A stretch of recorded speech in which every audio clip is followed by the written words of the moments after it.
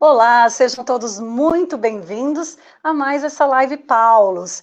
Primeiramente, eu quero agradecer a todos pela compreensão, né, sobre ontem. Essa live estava marcada para ontem, mas por problemas técnicos, nós precisamos então reagendá-la para hoje. Estamos aqui com a mesma alegria e o mesmo entusiasmo que estávamos ontem para essa live. Bom, o tema de hoje é religião e poder no cristianismo primitivo. Quem vai estar aqui com a gente daqui a pouquinho é o doutor em teologia, o professor Paulo Nogueira. Daqui a pouquinho ele vai estar entrando aqui. Enquanto isso, eu quero dar as boas-vindas para vocês. Quero dizer, ó, esse aqui é o livro que nós estaremos falando hoje. Daqui a pouquinho eu mostro com mais detalhes, tá bom?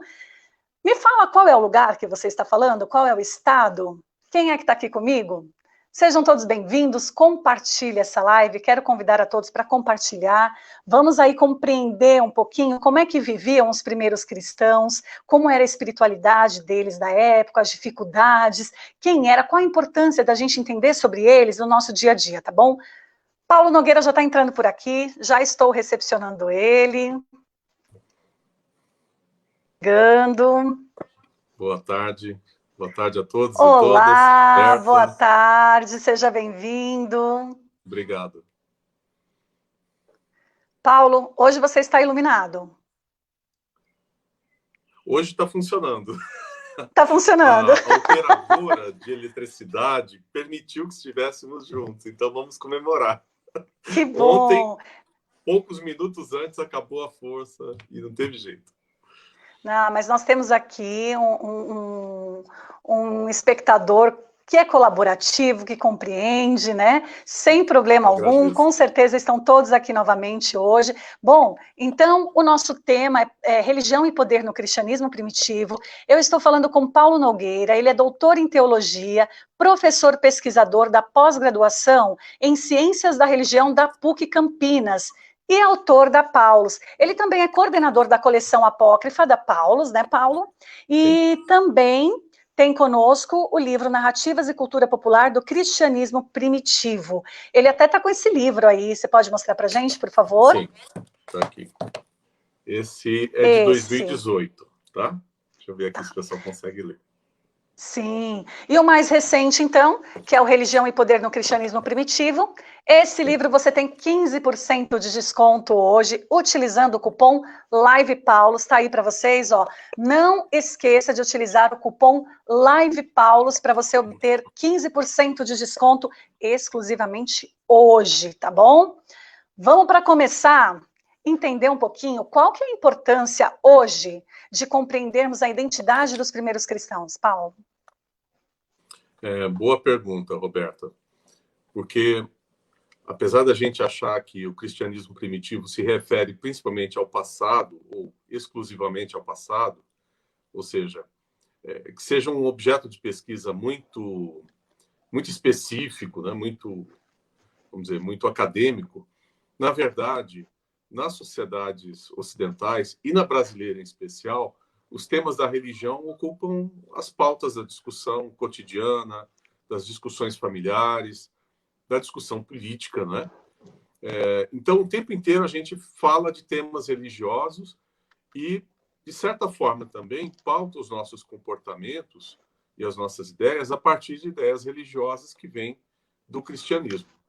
Então, eu entendo e estou bem convencido disso, de que é importante visitarmos a origem de certas ideias que nós debatemos hoje, nas origens, né? Não no sentido de que o que está nas origens é definitivo e a gente deve sempre buscar as origens, uma espécie de mito de origem, o que está na origem é melhor. Não é isso. Mas quando a gente volta para as origens, a gente consegue entender como essas ideias surgiram, qual o contexto em que surgiram, não é? Quais são as diferentes opiniões sobre um dado assunto lá nas origens. Então, a gente começa a descentralizar um pouco as ideias. Dá a impressão que a gente tem muita ou absoluta certeza sobre o que disse Jesus, o que disseram os apóstolos, o que disse a igreja primitiva, sobre todos os assuntos, né? Sobre política, sobre sexo, sobre casamento, sobre as próprias práticas cristãs. Então, para arejar a discussão hoje, a gente volta para o passado, lê esses textos, que são textos daquele tempo, ainda que sejam muito caros a todos nós, me refiro em especial ao Novo Testamento, né, que a gente lê nas homilias e liturgias nos domingos, mas é um texto que, ainda que seja muito próximo nosso, ele é do passado. E ele tem que ser estudado, tem que ser problematizado, para que a gente possa ter também discussões mais plurais e mais nuançadas no mundo cotidiano. Então, eu diria, pensando em coisas muito concretas, para uma cultura da paz e do diálogo religioso, a gente precisa voltar a estudar a Bíblia, porque senão dá a impressão que está tudo definido e basta agora a gente, cada um assumir o seu lado nas polarizações. E não é bem assim. E qual que é o período do seu estudo? Então, essa é uma coisa que eu faço desse jeito específico. Tem autores que abordam de outra forma. O Novo Testamento é composto de 27 escritos que foram produzidos, então, a partir dos anos 50 até o comecinho do segundo século. Tá bem? Então, se pensarmos nas primeiras cartas paulinas, que foram produzidas na década de 50, e textos como Lucas, Atos, Evangelho de João e Apocalipse de João, que, na minha opinião, são obras do segundo século. Então, nós temos aí um período de mais ou menos 70, no máximo 80 anos de produção de textos. Tá? Isso se lermos exclusivamente o Novo Testamento para entendermos o cristianismo primitivo. Mas, na minha perspectiva, e de muitos outros pesquisadores, o cristianismo primitivo tem que ser estudado também com os textos apócrifos, que são textos que não entraram no cânon, que não fazem parte de nossas Bíblias, mas que são representativos de ideias e práticas religiosas dos primeiros cristãos do mundo antigo. Então, nesse caso, a gente tem que estudar uma literatura mais ampla e um período histórico mais amplo, porque o cristianismo ele não deixa de ser um grupo religioso quando acaba o Novo Testamento. Né? Esse corte dos 27 escritos é um corte arbitrário. Então, nós temos que estudar um período cronológico mais amplo para entender como o cristianismo se desenvolve como grupo social, como instituição, na sua diversidade teológica e distribuição geográfica. Se a gente fica preso só até os anos 100 ou 120, a gente não consegue ter uma perspectiva histórica de fato. Então, para entender o cristianismo primitivo, eu prefiro ir até o comecinho do quarto século, quando, então, nós temos alguns processos, como a suposta conversão do imperador Constantino, em que o cristianismo, então, inicia um processo político institucional totalmente diferente, ele passa a ser aceito na sociedade. No final do quarto século, ele passa a ser a religião do Império Romano. Isso é um outro processo. Mas eu entendo que primeiro, segundo e terceiro séculos fazem parte desse processo que eu chamaria de cristianismo primitivo. Claro que os textos do Novo Testamento têm um papel muito importante, fundamental aí, são os mais antigos, mas não são os exclusivos. Tá? Então, primeiro, segundo e terceiro séculos englobariam o que a gente chama de cristianismo das origens, quando ele ainda não é institucionalizado o suficiente e não tem qualquer representatividade política no Império Romano. Paulo, eu imagino que tem outros estudos, né, sobre o cristianismo primitivo, e aí eu pergunto para você qual é a diferença da sua obra e, sobretudo, quais são os aspectos negligenciados que você cita na obra que são negligenciados por outros autores. Então, Roberta, existem diferentes correntes de estudo do cristianismo primitivo na academia, no Brasil, na América Latina, e no contexto internacional. Então, existem autores que estudam o cristianismo primitivo numa perspectiva teológica e canônica. Tá? Então, eles se restringem a 27 escritos e a um conjunto de ideias teológicas que estão formuladas no texto. Então, é um tipo de estudo muito mais sistematizante, que é menos afeito aos fatores históricos, às diversidades histórico-culturais das regiões geográficas, e que não estuda o cristianismo na sua dinâmica. Eu respeito. Uma obra de uma teologia do Novo Testamento tem valor, sem dúvida. Eu acho que na formação teológica de leigos e clérigos é importante. Mas o que eu considero mais importante, portanto, mais dinâmico e mais avançado, é um estudo que contemple variantes geográficas, históricas, culturais e teológicas dentro do cristianismo primitivo. Então, eu vou citar um autor, aliás, uma obra publicada pela Paulus, inclusive por indicação minha, no ano 2000, ou 2005, não me lembro agora, começo dos anos 2000, que se chama Introdução ao Novo Testamento, do Helmut Köster. K-O, O com trema, S-T-E-R. Helmut Köster. Introdução ao Novo Testamento. No segundo volume, em especial, o Helmut Köster não faz uma apresentação dos livros do Novo Testamento, de Mateus a Apocalipse. Não, ele faz uma apresentação que começa com João Batista, não é? Depois o movimento de Jesus, as primeiras comunidades na Síria, na Palestina, depois essas comunidades na Ásia Menor, no Egito, em Roma. Ou seja, ele estuda a difusão geográfica, que também é cronológica, porque as comunidades começam a se espalhar por meio dos movimentos missionários e pela mobilidade urbana também, mobilidade populacional que havia no Império Romano. Então, as ideias religiosas, elas eram transmitidas e espalhadas por diferentes regiões. E ali são fundadas comunidades cristãs com características específicas. O cristianismo no mundo antigo, principalmente primeiro e segundo séculos, não tinha uma uniformidade teológica, né? Então, você tem grupos mais afeitos a um Cristo esotérico, um Cristo misterioso, sapiencial. Pensamos no Evangelho de João, Evangelho de Tomé.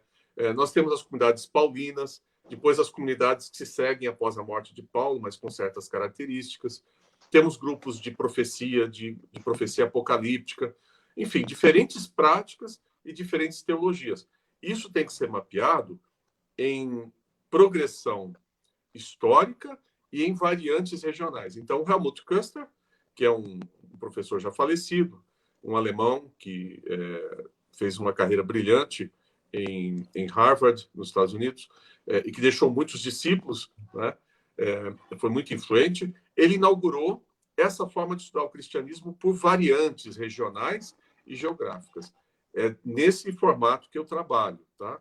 Então, quando alguém me fala, porque o cristianismo primitivo tem tal ideia, eu pergunto, bom, então vamos localizar essa ideia, esse símbolo, essa prática em um período histórico, em uma variante regional. Então, isso é um cristianismo de Antioquia da Síria ou de Éfeso, né? Isso é de Roma ou é da Gália? Então, ele também perguntaria, inclusive, por variantes de classe. Então, quando um pai da igreja do segundo século se pronuncia, ele reflete ideias de elite, né? Ele dialoga com gêneros e com ideias elevadas. Enquanto que comunidades cristãs, quando escrevem narrativa, como os Atos Apócrifos, os Evangelhos, os Apocalipses, eles se utilizam de outros recursos intelectuais que não a sistematização ou a forma da linguagem teológica. Então, há uma riqueza de ideias que é muito fascinante e que nos faz ver o cristianismo com um olhar muito curioso, muito tolerante. Para a própria espiritualidade da gente é interessante, porque a gente percebe que há cristãos que são muito rigorosos em relação a alguns assuntos, a outros não, diferentes formas de culto, inclusive diferentes atribuições ao Cristo, não é? Que nos permitem, então, soltar aquela ideia de que todos tinham exatamente a mesma teologia ou a mesma espiritualidade.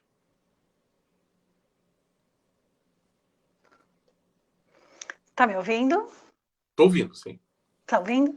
Ô Paulo, você cita também no livro sobre a comunidade de produção de textos, e eu queria pedir para você explicar um pouco mais para a gente sobre isso. É algo até que você explica com profundidade, né, no livro. Então, essa questão da produção do texto, que depois eu chamo, nesse outro livrinho, eu desenvolvo isso, inclusive, até mais do que no que nós estamos lançando hoje. Eles se complementam nesse sentido. que é a questão do enigma que representa para a espiritualidade dos primeiros cristãos, ou melhor, para estudarmos religião no mundo antigo, o fato de que os cristãos provêm de grupos subalternos da cultura popular, ou seja, os primeiros cristãos não eram elite, tá? Eles não representavam estratos elevados. No entanto, eles produziam muito texto, né? Nenhum texto, desculpem, mas deixa eu ver se eu não exagero demais, mas eu acho que não. Nenhuma agremiação religiosa, nenhum grupo religioso no mundo antigo produzia tantos textos como os primeiros cristãos. Talvez só os judeus, mas os judeus eles representam uma entidade étnica, né, muito maior do que o cristianismo primitivo. Então, esse grupo pequeno de gente que vem da base da sociedade, eles não eram ricos, não eram letrados. No entanto, produziam muitos textos, ou relativamente muitos textos. Mas nós não sabemos se temos acesso a absolutamente tudo, né? Há apócrifos que se perderam, evangelhos que a gente só sabe que existiram porque os pais da igreja citam. Então, veja só, por que eles produziam textos, sendo analfabetos em sua maioria, ou pouco letrados? Bom, provavelmente a prática do texto era diferente. Então, os textos eram lidos em voz alta na comunidade, né? Bacana isso. Então, mas não resolve o problema ainda. Por que se escrevia tanto texto, né? Por que nós temos de cara 4 evangelhos? Agora, se nós pegarmos os apócrifos, nós temos mais de 3 dezenas de evangelhos preservados. Por que tantas memórias sobre os apóstolos? Por que o Apocalipse de João e depois o Apocalipse de Pedro, o Apocalipse de Paulo e outros escritos que também são de tradição apocalíptica? Então, parece que esse grupo cristão, que a gente chama de cristianismo, né? Enfim, alguns dizem que a gente deveria falar cristianismos e não cristianismo, eles tinham uma paixão pela escrita e pelo símbolo, uma paixão literária que não é do exercício literário erudito, né, de uma escola literária, e sim de uma espiritualidade literária, que eu acredito que eles herdaram do judaísmo. O judaísmo é uma religião do livro, né? O judaísmo é a primeira religião do livro. Vamos dizer, o judaísmo, o cristianismo e depois o Islã, que, queiramos ou não, é uma religião irmã, né, do judaísmo e do cristianismo.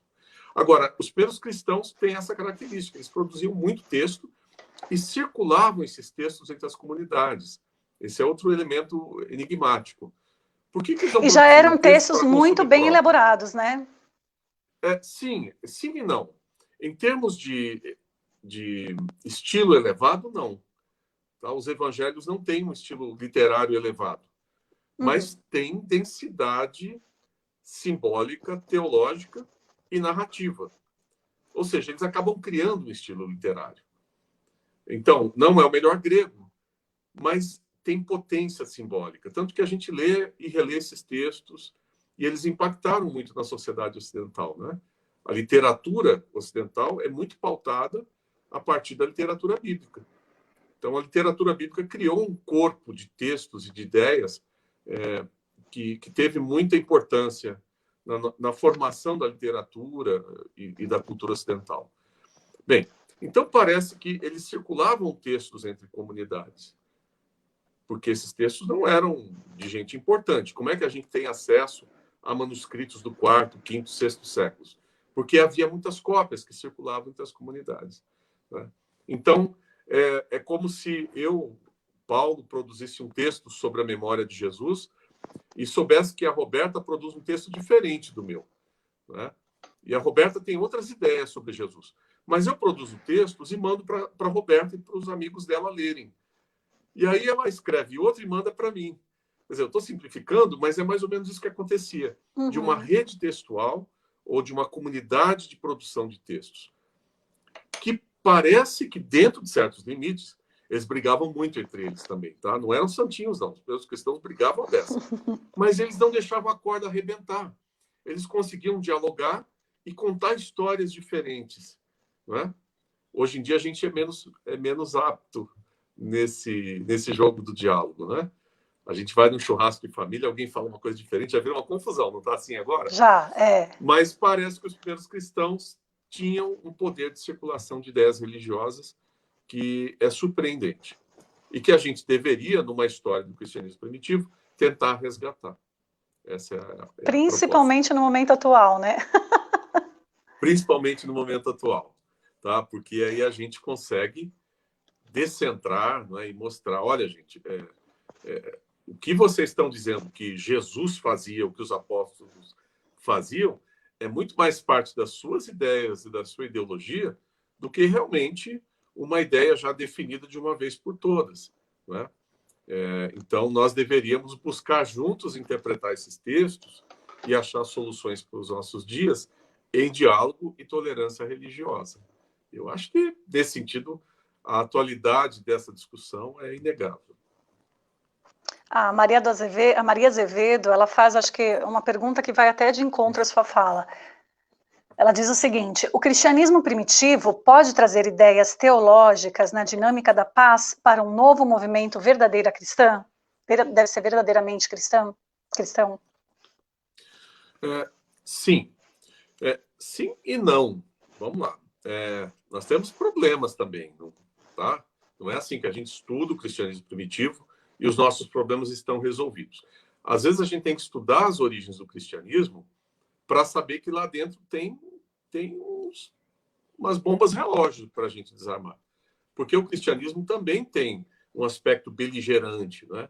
Ele também é missionário, ele também marca muita diferença, não é? Porque nós, os cristãos, e eles, os pagãos, não é? O cristianismo também tem um elemento que a gente chama de estrutura dualista de mundo, tá? Então, o mundo, para os primeiros cristãos, como eles veem, as ideias religiosas vêm em grande parte da profecia apocalíptica judaica, os primeiros cristãos mapeavam, olha, isso aqui pertence ao maligno, isso aqui pertence ao reino de Deus, tá certo? Então, aqui nós temos uma luta do bem contra o mal.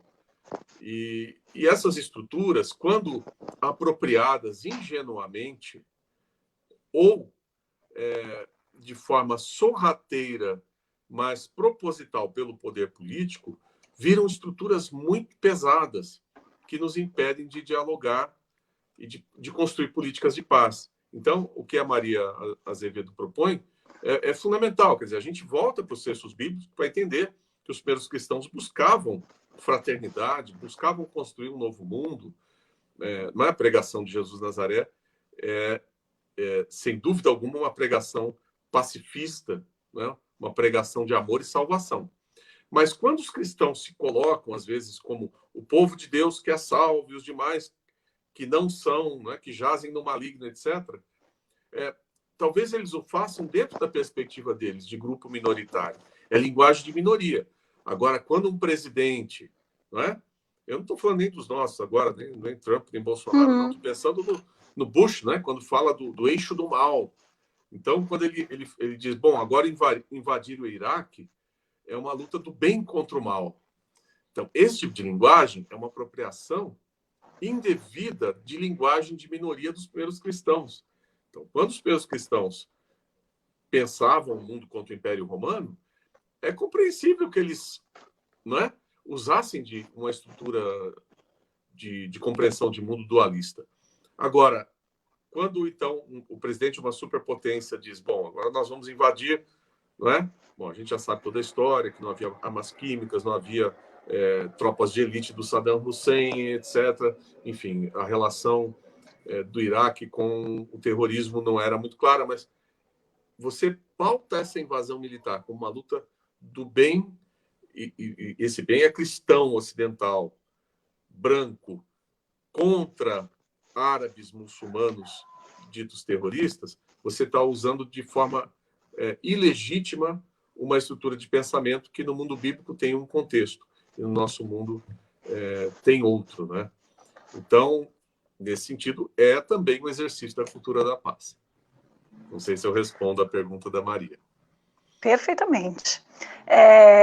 José Raquel Alves, ele cita aqui a coleção patrística da Paulus, ele diz o seguinte: Justino de Roma nos fornece que ser cristãos nos primeiros séculos da igreja era algo proibido.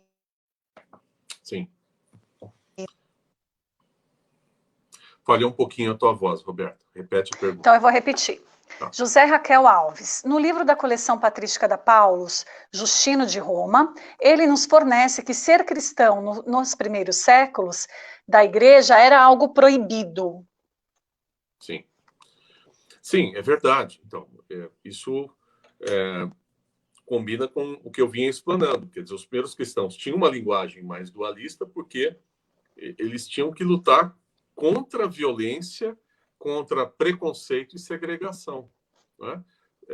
Se nós voltamos ao Novo Testamento e lemos os evangelhos, tem toda uma linguagem, né, de preparação dos seguidores de Jesus para carregar a própria cruz, né? De ser perseguido pelo nome de Jesus.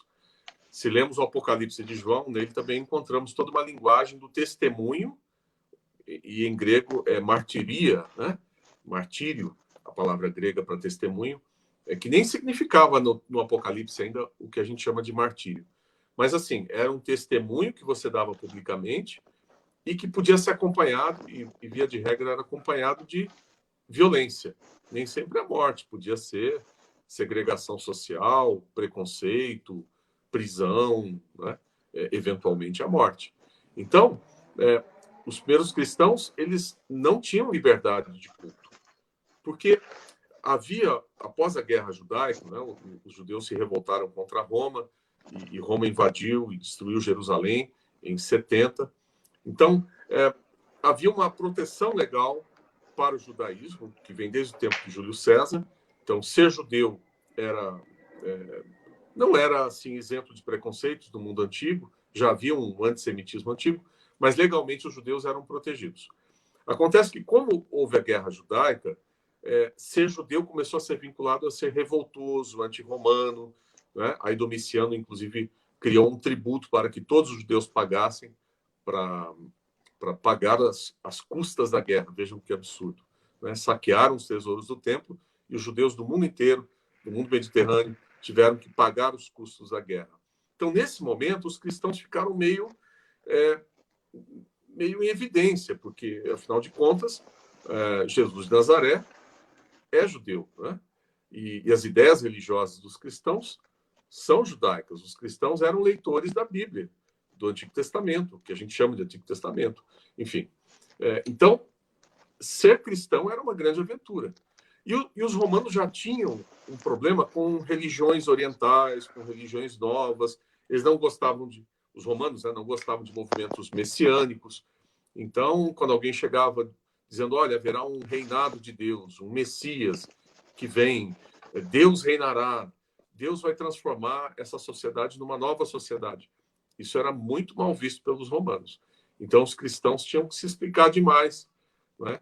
Tinham que se cuidar, e muitos morreram, principalmente no segundo século adentro, tá? Não especificamente no período do Novo Testamento. Então, o que o José, a referência que ele faz a Justino de Roma, nós poderíamos fazer N referências também aos textos narrativos que surgem a partir do segundo século, que a gente chama de Atas dos Mártires, quando então cristãos, homens e mulheres comuns, que não são os apóstolos do primeiro século, são gente comum de Roma e de outras regiões, em especial de Roma e norte da África. Eles são perseguidos, são interrogados, são presos, torturados e muitos deles executados. Pensemos no caso das santas Perpétua e Felicidade. Né? Perpétua, uma matrona romana de Cartago, e Felicidade, a sua escrava, que no ano 203 ou 204 foram executadas, né, por serem cristãs. É apenas um exemplo entre muitos outros. Você falou um pouquinho para a gente aí, não sei se eu posso dizer assim, né, que eles tinham um relacionamento mais cordial do que hoje, sobre esse aspecto religioso, de pensamentos diferentes, né? Além disso, você também trata no livro, né, as diversidades das contribuições dos primeiros cristãos. Além dessa diversidade de pensamento religioso e a cordialidade, o que mais que você poderia nos destacar? Então, essa diversidade, ela tem tem diferentes facetas, tá? Ela é tão diversa quanto a vida. Então, nas ideias religiosas, eles tinham diversidade. Então, havia o modelo salvífico e a cristologia paulina, a cristologia joanina. Havia cristãos, então, que enfatizavam muito o aspecto das memórias da vida de Jesus de Nazaré, o seu sofrimento, a sua crucificação, enquanto que outros, pensemos no Evangelho de Tomé, entendiam que Jesus era um profeta, um sábio, que falava palavras de salvação que tinham que ser interpretadas. Então, vejam, o Evangelho de Tomé não conta a história de Jesus, ele conta só ditos de Jesus, enquanto que os evangelhos sinóticos, eles focam muito no ministério e na paixão de Jesus, e na sua vitória sobre a morte. Podemos pensar também nas formas do culto, né? Então, nós temos diferentes formas de culto, versões sobre o batismo, significados da Eucaristia. Para alguns, a Eucaristia é uma espécie de refeição escatológica, a refeição que antecipa a vinda do final dos tempos, a fartura e a comunhão e a igualdade do final dos tempos. Para outros, é muito mais um unir-se com Cristo na sua morte, partilhando do seu corpo e do seu sangue, não é? E sendo ali revivificado misteriosamente. Os hinos são diferentes, nós temos diferentes metáforas e referências litúrgicas, não é? O tema do batismo, quem peca pode ser batizado de novo, não é? Havia também todo um debate sobre isso. E as formas de se portar na sociedade. Então, havia grupos cristãos que eram relativamente liberais, por exemplo, em relação ao sexo e ao casamento. Tá? Pasmem, e aí eu incluiria Paulo de Tarso. Não que Paulo fosse liberal, não tinha nada de liberalismo como a gente entende hoje, mas, por exemplo, Paulo dizia, olha, é bom que você fique sozinho, mas se você tem desejo sexual, case-se, né? Encontre um parceiro e case-se. Outros grupos cristãos eram muito mais rigorosos. Eles tendiam ao que a gente chama de encratismo, abstinência sexual até entre casais, entre os casados. O sexo era visto como uma coisa ruim. Paulo não pensava assim, tá? E havia toda uma discussão entre os primeiros cristãos sobre se cristãos devem ter uma vida conjugal, sexual, ou não após a conversão. Também em relação à política, não é? Porque você tem diferentes grupos se movendo na sociedade. Então, você tem grupos que a gente chama de apocalípticos, que são aqueles que têm essa profecia judaica mais próxima ao período do Novo Testamento, que é um pessoal mais radical, mais, né? Roma é representado como monstros do final dos tempos, como seres demoníacos. Roma é vista como uma potência demoníaca. Então, é como se o diabo se encarnasse no próprio poder político que persegue os cristãos. Então, esses grupos cristãos, eles eram anti-romanos em princípio. Tá? Pensemos no Apocalipse de João, por exemplo. Agora, há outros grupos cristãos que são mais da negociação, né? Vamos mostrar para os pagãos que nós podemos ser bons cidadãos e cidadãs, né? Que nós não somos uma ameaça, que nós pagamos nossos tributos, educamos nossos filhos, somos trabalhadores e até fazemos orações pelo imperador, tá? Então, parece que havia uma tendência em certos grupos de substituir o culto ao imperador, isso os cristãos, de forma geral, recusavam, mas substituir essas orações, substituir por orações o culto ao imperador. Do tipo, olha, eu cultuar a estátua do imperador jamais, mas eu oro pelo imperador, uma forma de mostrar uma certa lealdade. Enquanto que outros grupos mais apocalípticos diziam, de jeito nenhum que eu vou orar pelo imperador, eu vou orar pela queda dele, tá certo? Havia grupos que já tendiam muito mais a um recolhimento místico, a não falar de política, a não falar de Império Romano, mas entrar numa busca do self, do si mesmo, por meio de uma espiritualidade mais intimista, tá? Que é uma forma, a gente vê hoje em dia, não é? Como também muitos praticam um cristianismo mais intimista. Uma coisa não exclui a outra. A gente tem sobreposições de modelos, tá? Estou simplificando um pouco as coisas. Então, veja só, não é só diversidade de ideias, mas também diversidade de práticas. Um outro elemento que a gente também precisa levar em consideração, que choca um pouco certo leitor contemporâneo, né, moderno, que acredita demais na tecnologia, os primeiros cristãos eram muito praticantes da magia, né? Então, eles praticavam curas, praticavam exorcismos, alguns faziam exercícios de subir aos céus por meio de visões, de êxtase. Bom, eu falo bastante disso no meu livro, né? No primeiro capítulo. Sim. Os primeiros cristãos, eles praticavam as visões e ascensões ao trono divino, né? Então, como é que a gente encaixa isso nas nossas práticas hoje? É difícil, né? Hoje em dia, o ser humano moderno entende religião muito mais como um conjunto de pressupostos, de ideias, mas a religião tem esse lado também esotérico, místico e mágico, tá?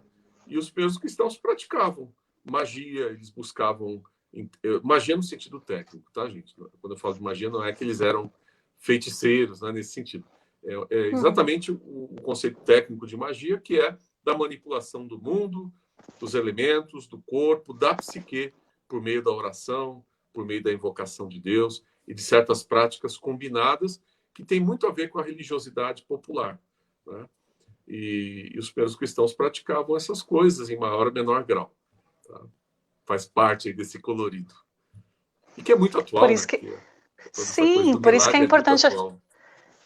E por isso que é importante a gente estar aqui, estudar, né, para Sim. não ficar naquela religião fundamentalista, enfim, para a gente compreender.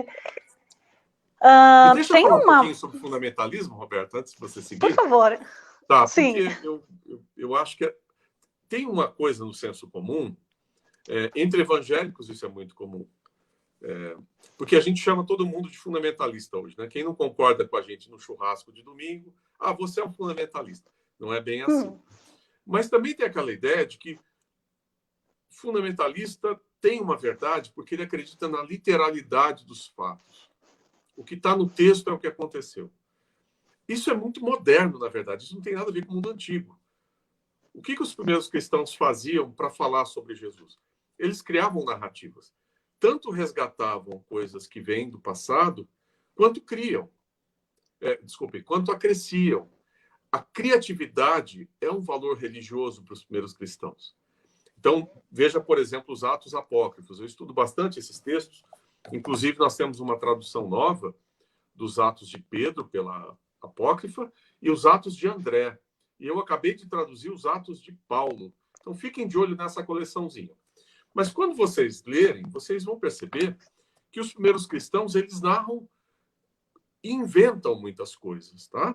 Então, tem uma luta de Paulo contra Simão Mago no Fórum Romano, né, que é um negócio de outro mundo. É uma luta para ver quem tem mais poder, se é o falso profeta, o Simão Mago, ou o servo de Deus, Pedro. Então, voltando à questão do fundamentalismo. Os primeiros cristãos, para falar da sua fé, eles lançavam mão da ficção, da criatividade, da poesia, das metáforas, não é? Então, esse é o pensamento religioso do mundo antigo. O pensamento fundamentalista, que é aquele que diz, se está escrito, aconteceu como está escrito, esse é um pressuposto da modernidade, não é do mundo antigo. No mundo antigo, ninguém escrevia exatamente como tinha acontecido. Por isso, a gente não sabe exatamente o que aconteceu, porque também não é o que importa. Então, o fundamentalista, ele lança uma pergunta da modernidade para o texto errado. Ele lê o texto bíblico de forma errada. Com todo o que é um respeito, perigo, né? Que é o literalismo. Oi? O que é complicado, né? Acaba sendo até um perigo. Então, eu brinco muito com os meus alunos, quando alguém fala, professor, mas eu quero saber se aconteceu ou não. Aí eu brinco, olha, vamos supor então, se tem algum ex-aluno meu aqui, já ouviu eu dar esse exemplo. Então, vamos falar sobre o que importa, tá? Então, vamos supor que você tem uma filha, ou um filho. O que é mais importante? O apelido ou a metáfora com que você usa para se referir a esse filho? Vamos supor que você chame a sua filha de Flor, tá? Isso é mais importante ou o número do RG dela? Ou o fato de que ela é um ser multicelular vertebrado? O âmbito da religião é um âmbito do sentido, de interpretação de mundo. Religião existe para dizer o que aconteceu em sequência linear. Isso é uma fantasia da modernidade. Então, você lê o texto antigo com perguntas de outro período, que são perguntas específicas da modernidade. Então, você pergunta, aconteceu ou não aconteceu? Né? Foi exatamente assim ou não? Essa é a primeira pergunta que você pode fazer para entender um texto religioso. Um texto religioso, ele não pede só pela interpretação dogmática, litúrgica, ele pede também pela interpretação imaginativa, porque as categorias culturais dos primeiros cristãos estão refletidas nos seus textos. Então, nesse diálogo que nós fazemos com o passado, nós temos que adentrar nos jogos imaginativos, que são jogos literários, poéticos, litúrgicos, que são as experiências de fé dos primeiros cristãos. Então, o que eles falam sobre Jesus? Eu tive um professor, o professor Gerd Tyson, em Heidelberg, que dizia, ele diz, o grande mistério é que, após a Páscoa, após a ressurreição de Jesus, muito mais coisas foram ditas sobre ele do que o que pôde ser dito antes da Páscoa. Ou seja, a espiritualidade como criatividade, como energia poética e literária. Isso é muito importante resgatar. Espiritualidade como criatividade, sensacional. Uma aula realmente maravilhoso, Paulo. Muito obrigada. Obrigado. E falando em perguntas, no livro você traz uma reflexão por meio de uma pergunta, e eu trouxe a mesma pergunta para devolver para você trazer essa reflexão aqui para a gente hoje, que é a seguinte: como suas vidas cotidianas eram interpretadas segundo essa experiência religiosa? E entra dentro de tudo que você mencionou aqui para a gente, né? Então, esse é o grande assunto de uma história das ideias religiosas ou das práticas religiosas do cristianismo primitivo, não é? Por que é que essas pessoas aderiram a essa fé, com todos os riscos que isso trazia, e por que eles gastam tanto tempo, tanta energia com liturgia, reuniões, produção de textos, circulação de textos, viagens missionárias, não é?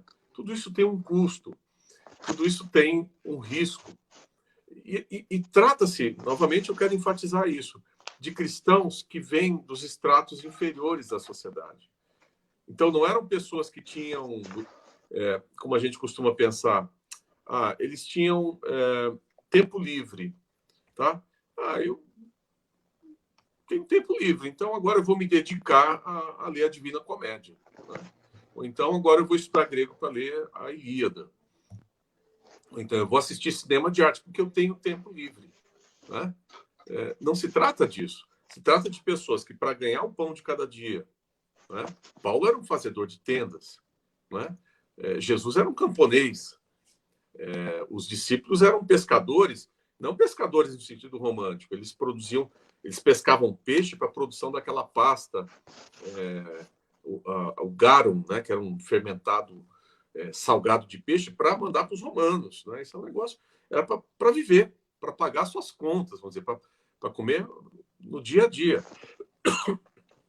Mas eles também têm esse veio criativo, imaginativo, de espiritualidade, né? De busca do sagrado, que é o que constitui a religião. Isso me fascina muito. Então, eu acho que a pergunta ela tem que continuar aberta. Eu não posso reduzi-la a um único fator. Um fator econômico, um fator ético, isso seria impossível. Tem uma pergunta aqui, na verdade, a Catarina Bastos, ela pede para você falar um pouco sobre a mística apocalíptica, as visões, o êxtase religioso, porque ela fala que raramente nós ouvimos falar sobre isso, né? Muito bem, Catarina, obrigado pela pergunta. Desculpe essa alergia, é o ar-condicionado, mas sem ar-condicionado eu não tenho condição de trabalhar. Fica tranquilo. Mas, enfim. Catarina, você tocou numa questão fundamental, que é o fato de que os primeiros cristãos provêm de universos de ideias e de práticas religiosas da apocalíptica. Tá? Desenvolvem essas ideias. Por isso, eu tenho esse começo de livro, esse começo de texto, que é, não sei se vocês me permitem a expressão, é um pouco até esquisito, né? Porque o que eu deveria trazer num livro que fala de religião e poder, ou seja, espiritualidade e praxis, política e fé, né? São esses binômios. Eu não deveria estar falando do contexto de pobreza, de opressão, as dificuldades do dia a dia. Não, eu vou para a experiência religiosa cristã primitiva, que é uma experiência de subir aos céus, de assistir o culto nos céus, de ouvir mistérios, de contemplar os anjos, o trono de Deus. E depois os cristãos contemplam o próprio Cristo à direita de Deus. E depois, no Apocalipse, o próprio Cristo é entronizado. Então, veja só, trata-se de um centro simbólico e espiritual do poder, onde tudo é ressignificado. A gente pensa em Apocalíptica como final dos tempos. Eu sempre tento nos meus cursos, eu dei recentemente um curso para um grupo aqui na internet, aos sábados, e enfatizei muito isso. A Apocalíptica não é sobre o final dos tempos apenas.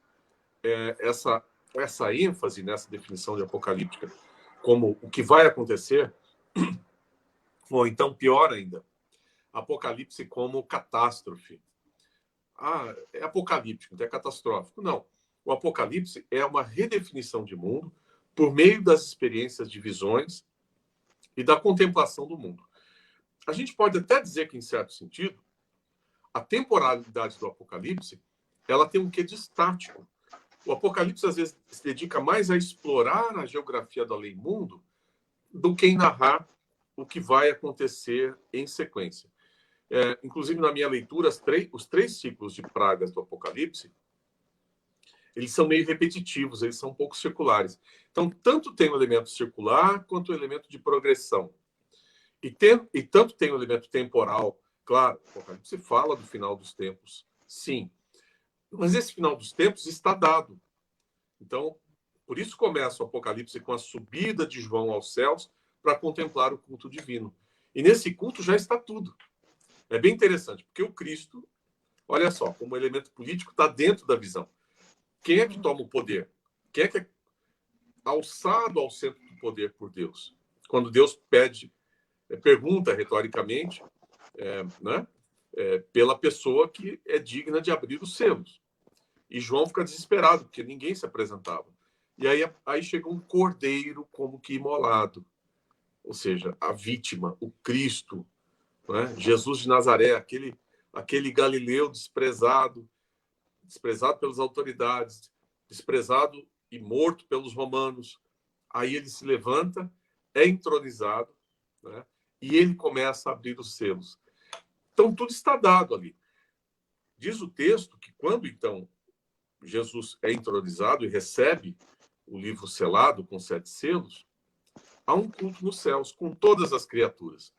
Então, eu fico pensando, todos os anjos, os seres humanos, os animais, não é?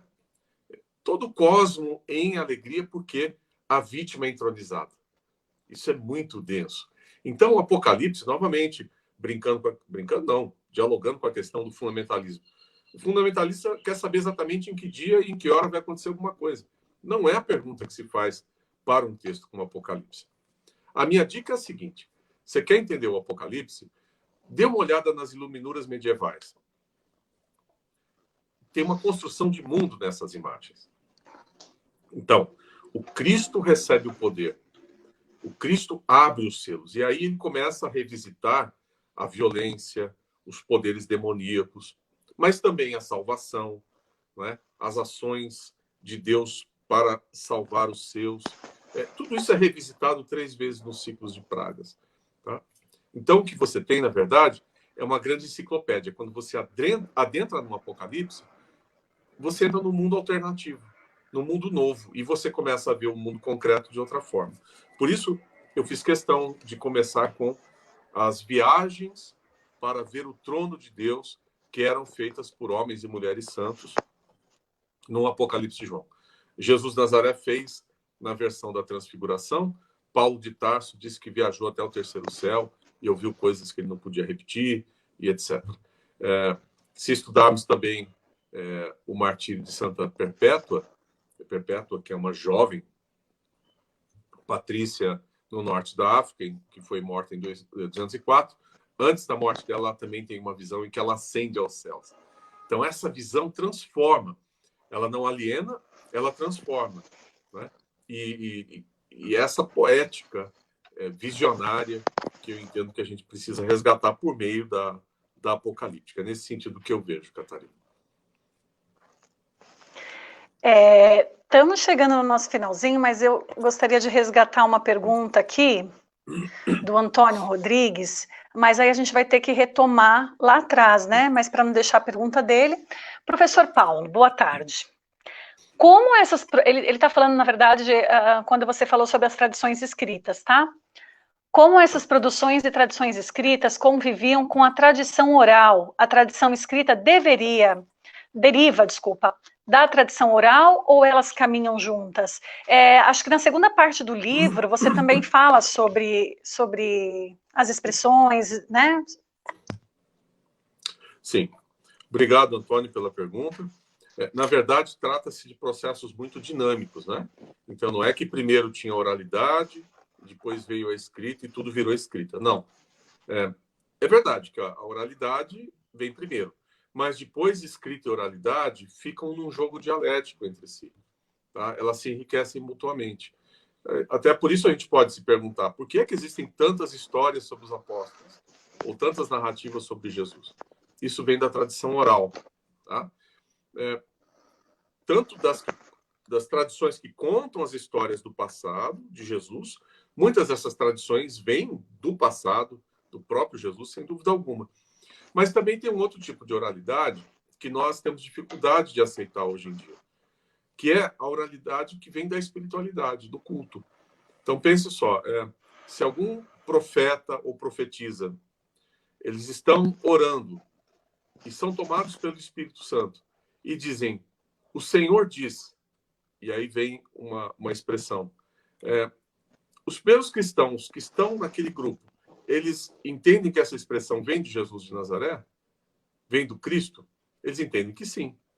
Tá vendo? É uma diferenciação para nós difícil de fazer, mas para quem está dentro de um certo círculo de fé, é possível compreender, harmonizar. Então, novas palavras de Jesus aparecem. Né? Então, até terceiro século adentro, há novos apócrifos, há novas interpretações da ação e do impacto e da salvação de Jesus de Nazaré no mundo e junto ao seu povo. Tá? Então, a oralidade nunca abandona. Tá bem? Novamente, esses textos são compostos por grupos do andar de baixo da sociedade. Então, eles acrescentam tradições. Tá? Então, eu vou dar um exemplo aqui muito banal, vocês vão dar risada, mas ele é para isso mesmo, é para nos soltar um pouco em relação ao tema. Porque tudo que é doutrinário, a gente fica ansioso. Será que a minha fé corre risco? Corre risco nenhum, fica tranquilo.